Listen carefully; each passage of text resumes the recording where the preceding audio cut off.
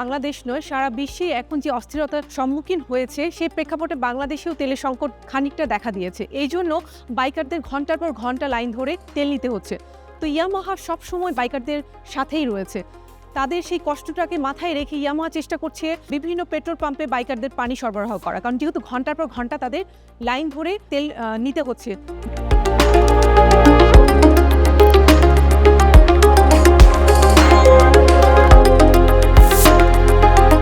ACI motors ইয়ামাহার strong community, ORC community, কারণ যে কোনো মুহূর্তে যে কোনো বাইকারদের পাশে এই কমিউনিটিটা স্ট্রংভাবে দাঁড়িয়ে থাকে। তো আমরা আশা করব যে সামনে আরও সুন্দর সুন্দর কিছু কাজ উপহার পাবো।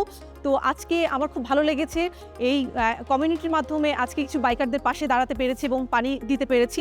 তো সব মিলে আমার তো খুব ভালো লাগছে। সবসময় ইয়ামাহা আমাদের পাশেই থাকবে। Yes Yamaha.